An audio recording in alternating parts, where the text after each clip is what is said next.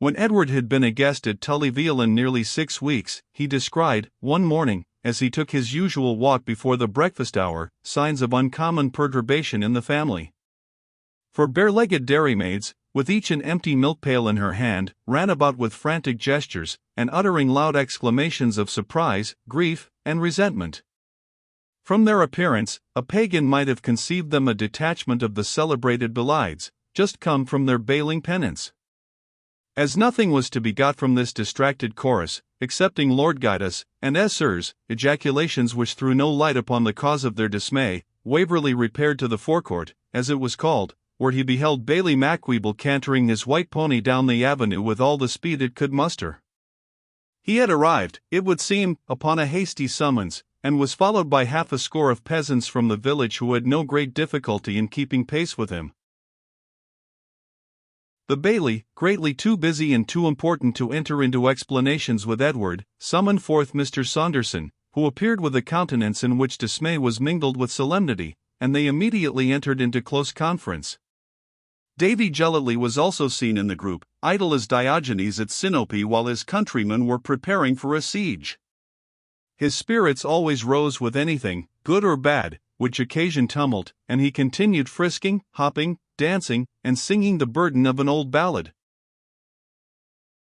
Our dears again. Until, happening to pass too near the Bailie, he received an admonitory hint from his horsewhip, which converted his songs into lamentation. Passing from thence towards the garden, Waverley beheld the Baron in person, measuring and remeasuring, with swift and tremendous strides, the length of the terrace, his countenance clouded with offended pride and indignation, and the whole of his demeanour such as seemed to indicate that any inquiry concerning the cause of his discomposure would give pain at least, if not offence. Waverley therefore glided into the house, without addressing him, and took his way to the breakfast parlour, where he found his young friend Rose, who, though she neither exhibited the resentment of her father, the turbid importance of Bailie Macwheeble, nor the despair of the handmaidens, seemed vexed and thoughtful. A single word explained the mystery. "Your breakfast will be a disturbed one, Captain Waverley. A party of caterans have come down upon us last night, and have driven off all our milch cows." A party of caterans? Yes, robbers from the neighbouring highlands. We used to be quite free from them while we paid blackmail to Fergus MacIver Vichy and Vor, but my father thought it unworthy of his rank and birth to pay it any longer, and so this disaster has happened. It is not the value of the cattle, Captain Waverley, that vexes me, but my father is so much hurt at the affront, and is so bold and hot, that I fear he will try to recover them by the strong hand, and if he is not hurt himself, he will hurt some of these wild people, and then there will be no peace between them and us perhaps for our lifetime, and we cannot defend ourselves as in old times, for the government have taken all our arms, and my dear father is so rash. Oh, what will become of us?" Here poor Rose lost heart altogether, and burst into a flood of tears. The Baron entered at this moment, and rebuked her with more asperity than Waverley had ever heard him use to anyone. Was it not a shame, he said, that she should exhibit herself before any gentleman in such a light, as if she shed tears for a drove of horn Knowlton milch kine, like the daughter of a Cheshire yeoman? Captain Waverley, I must request your favourable construction of her grief, which may, or ought to proceed, solely from seeing her father's estate exposed to spulzie and depredation from common thieves and sorners, while we are not allowed to keep half a score of muskets, whether for defence or rescue. Bailie Macwheeble entered immediately afterwards, and by his report of arms and ammunition confirmed this statement, informing the Baron, in a melancholy voice, that though the people would certainly obey his honour's orders, yet there was no chance of their following the gear to ony good purpose. In respect there were only his honour's body servants who had swords and pistols, and the depredators were 12 Highlanders, completely armed after the manner of their country. Having delivered this doleful annunciation, he assumed a posture of silent dejection, shaking his head slowly with the motion of a pendulum when it is ceasing to vibrate, and then remained stationary, his body stooping at a more acute angle than usual, and the latter part of his person projecting in proportion. The Baron, meanwhile, paced the room in silent indignation, and at length fixing his eye upon an old portrait, whose person was clad in armour, and whose features glared grimly out of a huge bush of hair, part of which descended from his head to his shoulders, and part from his chin and upper lip to his breastplate. "That gentleman, Captain Waverley, my grandsire," he said, "with 200 horse, whom he levied within his own bounds, discomfited and put to the rout more than 500 of these Highland reivers, who have been ever lapis offensionisi de petra scandali, a stumbling block and a rock of offence, to the lowland vicinage. He discomfited them, I say, when they had the temerity to descend to harry this country, in the time of the civil dissensions, in the year of grace 1642. And now, sir, I, his grandson, am thus used at such unworthy hands." Here there was an awful pause, after which all the company, as is usual in cases of difficulty, began to give separate and inconsistent counsel. Alexander of Alexandro proposed they should send some one to compound with the Caterans, who would readily, he said, give up their prey for $1 a head. The baillie opined that this transaction would amount to theft boot, or composition of felony, and he recommended that some canny hand should be sent up to the glens to make the best bargain he could, as it were for himself, so that the laird might not be seen in such a transaction. Edward proposed to send off to the nearest garrison for a party of soldiers and a magistrate's warrant, and Rose, as far as she dared, endeavoured to insinuate the course of paying the arrears of tribute money to Fergus MacIver Ian Vohr, who, they all knew, could easily procure restoration of the cattle if he were properly propitiated. None of these proposals met the Baron's approbation.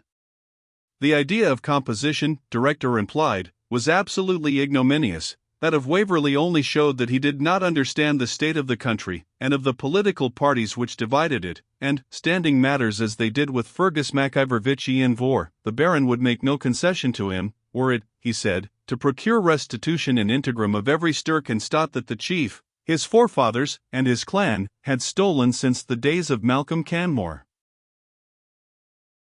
In fact, his voice was still for war, and he proposed to send expresses to Balmawhapple, Killancureit, Tullyellam, and other lairds, who were exposed to similar depredations, inviting them to join in the pursuit, and then, sir, shall these nebulones nequissimi, as Leslius calls them, be brought to the fate of their predecessor Cacus.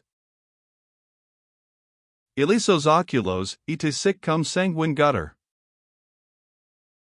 The baillie, who by no means relished these warlike counsels, here pulled forth an immense watch, of the colour, and nearly of the size, of a pewter warming pan, and observed it was now past noon, and that the Caterans had been seen in the pass of Ballybro soon after sunrise, so that, before the allied forces could assemble, they and their prey would be far beyond the reach of the most active pursuit, and sheltered in those pathless deserts, where it was neither advisable to follow, nor, indeed, possible to trace them.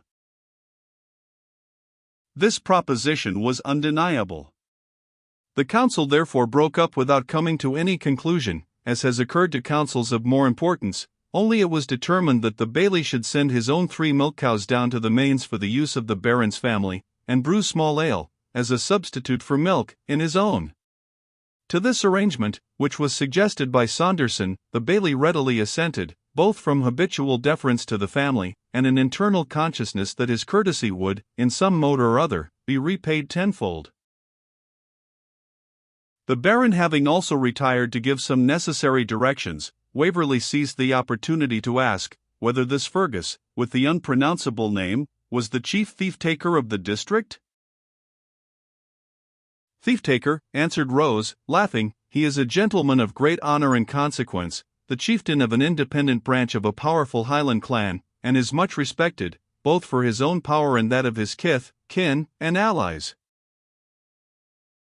"And what has he to do with the thieves, then? Is he a magistrate, or in the commission of the peace?" asked Waverley. "The commission of war rather, if there be such a thing," said Rose, "for he is a very unquiet neighbour to his unfriends, and keeps a greater following on foot than many that have thrice his estate. As to his connection with the thieves, that I cannot well explain, but the boldest of them will never steal a hoof from any one that pays blackmail to Ian Vohr." "And what is blackmail?" "A sort of protection money that low country gentlemen inheritors, lying near the Highlands, pay to some Highland chief, that he may neither do them harm himself, nor suffer it to be done to them by others, and then if your cattle are stolen, you have only to send him word, and he will recover them, or it may be, he will drive away cows from some distant place, where he has a quarrel, and give them to you to make up your loss. And is this sort of Highland Jonathan Wild admitted into society, and called a gentleman? So much so, said Rose, that the quarrel between my father and Fergus MacIver began at a county meeting, where he wanted to take precedence of all the Lowland gentlemen then present, only my father would not suffer it. And then he upbraided my father that he was under his banner, and paid him tribute, and my father was in a towering passion, for Bailie Macweeble, who manages such things his own way, had contrived to keep this blackmail a secret from him, and passed it in his account for cess money. And they would have fought, but Fergus MacIver said, very gallantly, he would never raise his hand against a grey head that was so much respected as my father's. Oh, I wish they had continued friends. And did you ever see this Mr. MacIver, if that be his name, Miss Bradwardine? No, that is not his name, and he would consider master as a sort of affront, only that you are an Englishman, and know no better. But the Lowlanders call him, like other gentlemen, by the name of his estate, Glennaquoich, and the Highlanders call him Vich Ian Vohr, that is, the son of John the Great, and we upon the braes here call him by both names indifferently. I am afraid I shall never bring my English tongue to call him by either one or other. But he is a very polite, handsome man, continued Rose, and his sister Flora is one of the most beautiful and accomplished young ladies in this country. She was bred in a convent in France, and was a great friend of mine before this unhappy dispute. Dear Captain Waverley, try your influence with my father to make matters up. I am sure this is but the beginning of our troubles, for Tully Veolan has never been a safe or quiet residence when we have been at feud with the Highlanders. When I was a girl about 10, there was a skirmish fought between a party of 20 of them and my father and his servants behind the mains, and the bullets broke several panes in the north windows, they were so near. 3 of the Highlanders were killed, and they brought them and wrapped in their plaids, and laid them on the stone floor of the hall, and next morning, their wives and daughters came, clapping their hands, and crying the coronach, and shrieking, and carried away the dead bodies, with the pipes playing before them. I could not sleep for 6 weeks without starting and thinking I heard these terrible cries, and saw the bodies lying on the steps, all stiff and swathed up in their bloody tartans. But since that time there came a party from the garrison at Stirling, with a warrant from the Lord Justice Clerk, or some such great man, and took away all our arms, and now, how are we to protect ourselves if they come down in any strength? Waverley could not help starting at a story which bore so much resemblance to one of his own daydreams. Here was a girl scarce 17, the gentlest of her sex, both in temper and appearance, who had witnessed with her own eyes such a scene as he had used to conjure up in his imagination, as only occurring in ancient times, and spoke of it coolly, as one very likely to recur. He felt at once the impulse of curiosity, and that slight sense of danger which only serves to heighten its interest. He might have said with Malvolio, I do not now fool myself, to let imagination jade me. I am actually in the land of military and romantic adventures, and it only remains to be seen what will be my own share in them.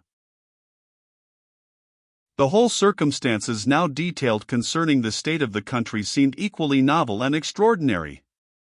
He had indeed often heard of Highland thieves, but had no idea of the systematic mode in which their depredations were conducted, and that the practice was connived at, and even encouraged, by many of the Highland chieftains, who not only found the craze, or forays, useful for the purpose of training individuals of their clan to the practice of arms, but also of maintaining a wholesome terror among their lowland neighbors, and levying, as we have seen, a tribute from them, under color of protection money.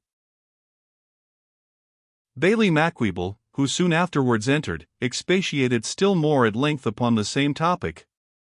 This honest gentleman's conversation was so formed upon his professional practice, that Davy Gellatley once said his discourse was like a charge of horning. He assured our hero, that from the most ancient times of record, the lawless thieves, limmers, and broken men of the Highlands had been in fellowship together by reason of their surnames, for the committing of divers thefts, rifes, and herships upon the honest men of the low country, when they not only intromitted with their whole goods and gear, corn, cattle, horse, nolt, sheep, outside and inside plenishing, at their wicked pleasure, but moreover made prisoners, ransomed them, or concussed them into giving borrows, pledges, to enter into captivity again, all which was directly prohibited in divers parts of the statute book, both by the Act 1567 and various others. The Wilk statutes, with all that had followed and might follow thereupon, were shamefully broken and vilipended by the said sorners, limmers, and broken men, associated into fellowships, for the aforesaid purposes of theft, stouthreif, fire-raising, murder, raptus, nulliarum, or forcible abduction of women, and such like as aforesaid. It seemed like a dream to Waverley that these deeds of violence should be familiar to men's minds, and currently talked of as falling within the common order of things, and happening daily in the immediate vicinity, without his having crossed the seas, and while he was yet in the otherwise well-ordered island of Great Britain. 13.